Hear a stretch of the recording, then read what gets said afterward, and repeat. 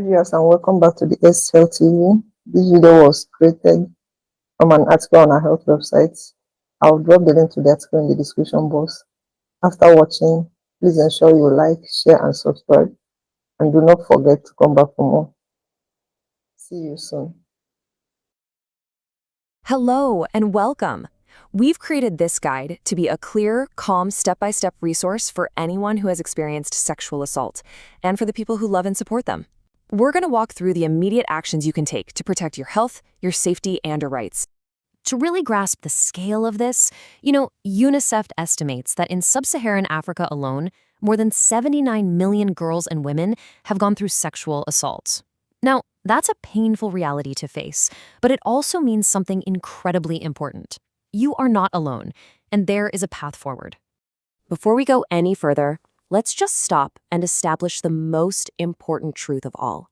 Please, really hear this. No matter who did it or where it happened, this is never your fault. The blame belongs only and completely to the person who harmed you. Nothing you wore, nothing you said, nothing you did caused this. Okay, so we've broken this down into 6 clear parts. The whole idea is to walk you through all the essential information just one step at a time, from what to do in the first hour to the longer journey of healing. So first up, let's get really clear on the definition. Understanding the terms, it helps clarify what happened, and it validates your experience, and that is such a critical first step. So what is rape? It's any sexual penetration that happens without freely given consent. And what is consent? Well, it has to be voluntary. It is not consent if someone uses force or threats or intimidation. And it's definitely not consent if a person is asleep or drunk or drugged or if they're under the legal age of consent. It's really that simple. Right now, you might be feeling a total whirlwind of emotions: shock, fear, anger, maybe shame, maybe just confusion. I want you to know all of these feelings are completely normal reactions to something this traumatic. So just let those feelings be, because right now we're going to focus on what matters most: your safety and your health.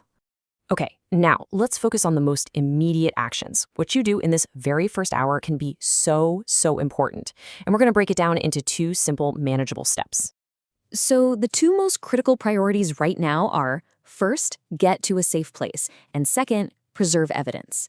If you're in any danger at all, just leave. Go to a trusted friend's home, a family member's, a shelter, anywhere you feel secure. Your physical safety comes before anything else. This next part, this is all about protecting your future choices. It is such a natural instinct to want to wash everything away, but if you can, please just wait. By not bathing or changing clothes, you help preserve critical forensic evidence, like DNA. Now, if you've already changed, that's okay. Just place the clothes in a paper bag, and never a plastic one because it can actually damage the evidence. Doing this doesn't mean you have to report anything, it just keeps all of your options open for later. All right, next, let's talk about medical care. The first 72 hours after an assault are an incredibly important window for your physical health, and we're going to look at exactly why. So, this 72-hour window is so critical for 2 main reasons. First, it's when the medication to prevent HIV, called PEP, is most effective.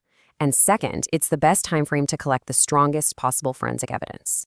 When you go to a hospital or a health clinic, you can get really comprehensive care. As you can see here, this includes things like emergency contraception to prevent pregnancy, that 28-day course of HIV/PEP, and treatment for other STIs. You can also have what's called a forensic exam, sometimes known as a rape kit, to collect evidence. This whole process is about protecting your health. That's what comes first. All right, now we're going to move on to the next set of decisions. And what's really important to remember here is that these choices are entirely yours to make. This part is all about you, at your own pace. This is probably the biggest question on a survivor's mind. There can be so much pressure, so much noise around this decision. So let's just get right to the point. So here's the crucial thing to know. It is 100% your choice. You do not have to report the assault to get medical care. You can have the full forensic exam, and the evidence can be securely stored. This just preserves your option to report to the police later if and when you feel ready. You are the one in control here. Alongside medical care, emotional support is just so vital. Talking to a trained counselor can help you feel less alone, and they can give you practical tools to help you cope. They can help you think through your decisions without any judgment and help you plan for your safety. This support is such a powerful step in preventing long-term conditions like PTSD, and it's also available for your friends and family too. Healing, it's not a single event, it's a journey. So let's talk about the practical steps you can take for your own well-being in the weeks and months ahead, and also how other people can best support you. Taking care of yourself involves a few really key things. It is so important to finish the full 28-day course of HIV PEP for it to work properly. Make sure you attend your follow-up appointments. That'll give you peace of mind. And maybe most of all, be so patient and incredibly kind to yourself. Rest. Talk to someone you trust. Just allow yourself time.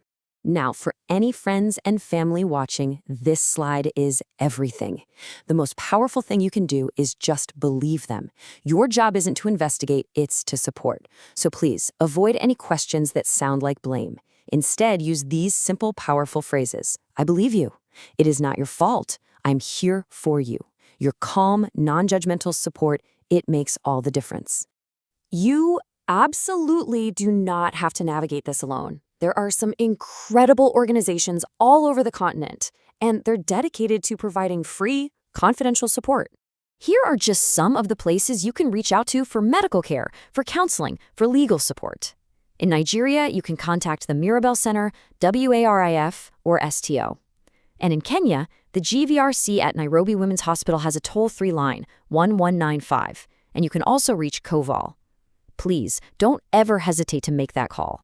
In South Africa, the Tears Foundation offers support 24/7, and you can also contact Rape Crisis Cape Town.